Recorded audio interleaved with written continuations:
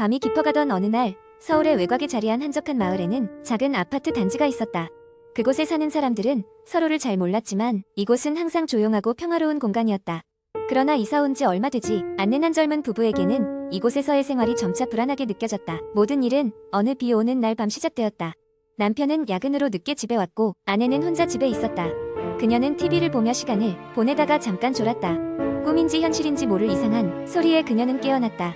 주방 쪽에서 무언가 작은 소리가 나는 것 같았다. 쿵쿵, 무언가 떨어지는 소리 말이다. 고양이가 장난치는 건가? 그녀는 그렇게 생각하고 돌아누우려 했지만 문득 며칠 전에 고양이를 친정에 맡겼다는 사실이 떠올랐다. 주의를 기울여 더 들어보니 이번에는 누군가 중얼거리는 소리가 들렸다. 말소리는 알아들을 수 없는 혼잣말처럼 미묘하고 낮았다. 용기를 낸 그녀는 침대에서 내려 조용히 문틈으로 주방 쪽을 살폈다. 아무것도 없었다. 하지만 분명히 들렸다. 소리는 계속되고 있었다. 떨리는 손으로 전화기를 집어들어 남편에게 전화를 걸었지만 그는 바빠서 받지 않았다. 그래도 무언가 확인해야 한다는 생각에 그녀는 불을 켜고 주방으로 나섰다. 아무것도 없었다. 조직적이고 깨끗한 주방엔 변화가 없었다. 그러나 그때였다. 벽에 걸린 시계가 갑자기 뒤로 회전하더니 그 자리에서 멈춰버렸다. 순간적으로 몸에 소름이 돋았다. 천천히 시계를 떼어내며 그녀는 숨을 죽였다. 시계 뒤엔 아무런 이상이 없었지만 그 순간 그녀는 이상한 기분에 사로잡혔다. 누군가 자신의 시선을 느끼고 있었다. 그 느낌은 등 뒤에서 더욱 강하게 느껴졌다. 뒤를 돌아보지 않으려 했었지만 결국 천천히 몸을 돌렸다.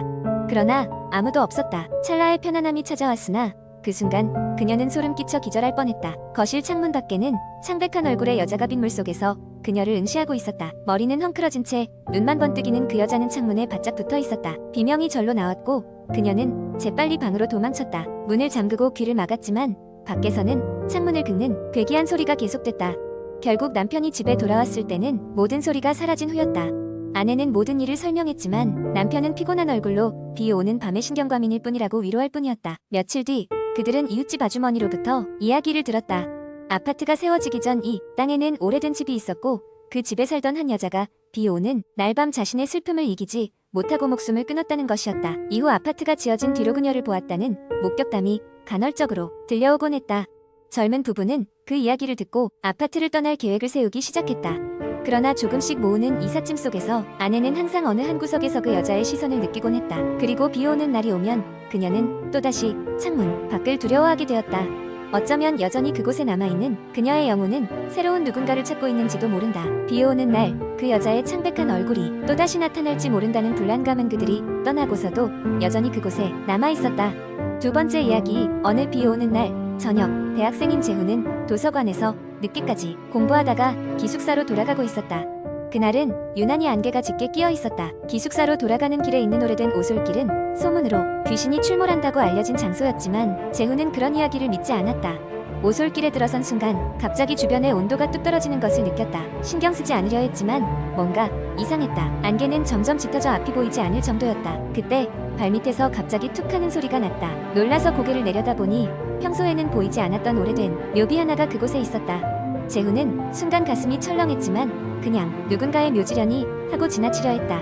하지만 오솔길 끝에 다다랐을 무렵 누구의 흐느끼는 소리가 바로 뒤에서 들려왔다. 돌아볼 용기가 나지 않았지만 뒤에서 점점 가까이 다가오는 발소리에 점점 불안해지기 시작했다.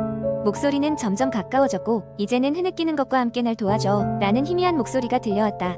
그 목소리에 홀린 듯 뒤돌았지만 눈에 보이는 것은 아무것도 없었다. 등골이 오싹해진 재훈은 더 이상 길을 나설 수 없었다. 그러나 계속 걸음을 재촉하다 보니 어느새 기숙사 앞까지 도착했다. 기숙사로 들어서면서 그는 방금 있었던 일을 단순한 착각으로 여기기로 하고 무시하려 했다. 다음 날 같은 길을 지나쳐 학교로 향하던 중이었다. 비는 여전히 내리고 있었고 안개는 전날보다도 더 짙었다. 그때 다시 그 묘비가 보였다. 그리고 그 옆에는 하얀 한복을 입고 있는 여인이 서 있었다. 그녀는 아무 말 없이 그저 재훈을 바라보고 있었다. 너무 놀라 도망치고 싶은 마음이 들었지만 눈을 뗄 수 없었다. 그녀의 얼굴은 창백했고 눈에는 슬픔이 가득 찬 듯 보였다. 용기 내서 한 발짝 다가가자 그녀는 다시 흐느끼기 시작했다. 날 좀 도와줘요. 그녀의 목소리는 쓸쓸했고 동시에 힘겹게 들렸다. 재훈은 무언가에 이끌리듯 그녀의 손을 잡았다. 손은 얼음처럼 차가웠다. 그녀는 재훈을 묘비 쪽으로 이끌었고 가리키는 곳을 보니 묘비에는 김은화 1985에서 2002라는 글자와 함께 낡은 흑백 사진이 붙어 있었다. 재훈은 그 길 끝까지 그녀를 따라갔고 점점 귀신의 이야기가 사실일지도 모른다는 생각에 이르게 되었다. 결국 그녀의 요청에 따라 재훈은 그녀의 가족을 찾아 그녀의 유고를 제대로 모시는 일을 돕기로 했다. 그렇게 몇 주가 지나고 재훈은 어두운 길을 지날 때마다 더 이상 그녀의 모습이 보이지 않음을 느꼈다. 그녀가 찾던 안식처를 찾은 것이다. 하지만 재훈의 마음 한편에는 언제나 그녀와의 짧은 만남이 자리 잡고 있었다. 사람들은 여전히 그 길을 두려워했지만 재훈에게 그 길은 더 이상 두려운 곳이 아니었다. 오히려 한 영혼의 안식을 위해 용기를 낸 장소로 기억되었다. 지금도 가끔씩 그 안개 낀 길을 걸을 때면 그는 여전히 그녀가 그를 쳐다보고 있을 것 같은 기분이 들곤 했다.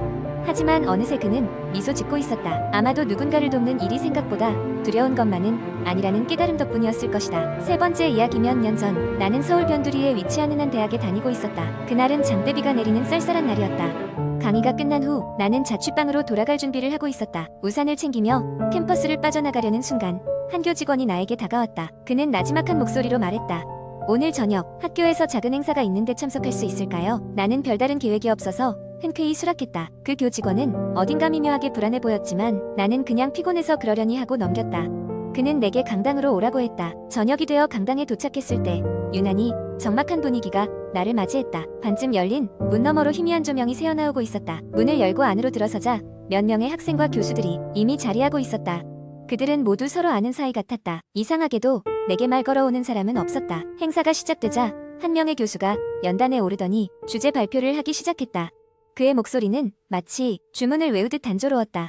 나는 몰려드는 졸음을 참으며 발표를 듣던 중 문득 주변을 둘러보았다. 모든 사람이 무표정한 얼굴로 발표자만 바라보고 있었다. 그때 갑자기 방 안의 조명이 깜빡이더니 꺼졌다. 안개가 자욱한 듯한 어둠 속에서 나는 불안감에 휩싸였다. 어둠이 거두어지고 조명이 다시 켜졌을 때 나는 깜짝 놀라고 말았다. 아까까지 옆에 있던 학생이 갑자기 사라져 있었다. 나뿐만 아니라 다른 사람들도 그가 사라진 것을 인지하지 못한 듯 보였다. 사람들은 여전히 초점 없는 시선으로 연단을 바라보고만 있었다. 불편한 마음에 밖으로 나가려 했지만 이상하게도 문 옆에 서 있던 교수님이 다가와 내 길을 막았다. 그는 아무 말 없이 나를 내려다보더니 고개를 끄덕이며 자리에 다시 앉으라는 듯한 손짓을 했다. 나는 어쩔 수 없이 다시 앉았지만 심장이 요동쳤다. 행사가 끝나고 아무 일도 없었던 것처럼 사람들이 하나 둘 나가기 시작했지만 나는 자리를 뜨기 전에 확실히 알아내고 싶었다. 그 학생은 어디로 갔을까? 혹시 내가 착각한 것일 수도 있었던 걸까? 강당을 빠져나오고 있을 때 아까 그 교직원이 다가와 나를 멈춰 세웠다. 그는 여전히 그 불안한 얼굴로 미소를 지어 보이며 말했다. 조만간 또 초대할게요. 다음엔 더 많은 친구들을 만나게 될 거예요. 그의 말에 따라 나는 소름이 돋았다. 그 길로 기숙사로 돌아온 나는 검색을 통해 그 행사에 대한 정보를 찾아보려 했지만 학교 홈페이지나 게시판 어디에서도 해당 행사에 대한 언급은 찾아볼 수 없었다. 마치 그런 일은 처음부터 없었던 것처럼 시간이 흘러 대학을 졸업하고 나서도 가끔 그날의 일이 떠오르곤 했다. 그때마다 나는 도저히 설명할 수 없는 오묘한 두려움에 사로잡히곤 했다. 그날의 초대는 단순한 착각이었을까? 아니면 내가 모르는 어떤 세계의 한 조각이었을까? 나는 여전히 그 답을 알 수 없었다. 그리고 어쩌면 그 답을 모르는 편이 나았을지도 모른다.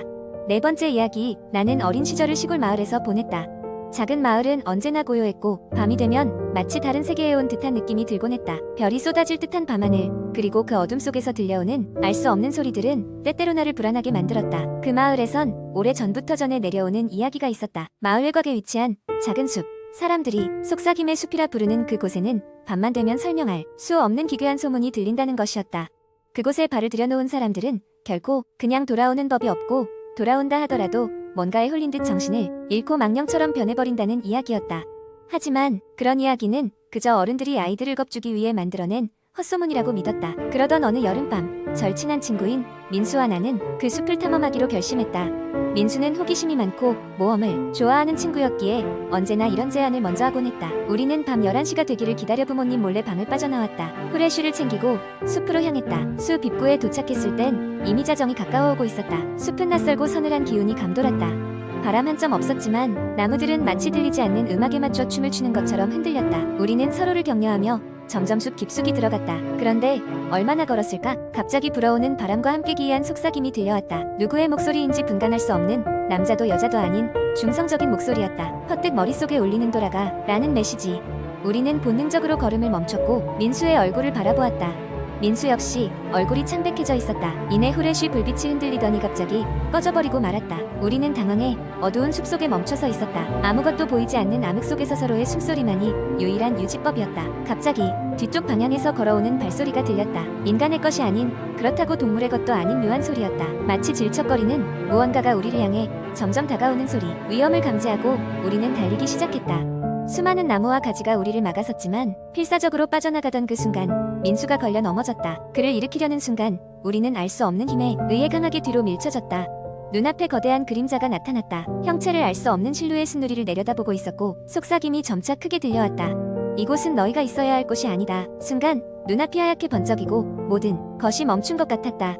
그리고 깨어났을 때 우리는 숲 입구에 누워 있었다. 동이 트는 새벽, 모든 것은 마치 꿈을 꾼 듯했다. 하지만 팔에 남은 긁힌 자국과 검은 흙이 그것이 실제였음을 알려주고 있었다.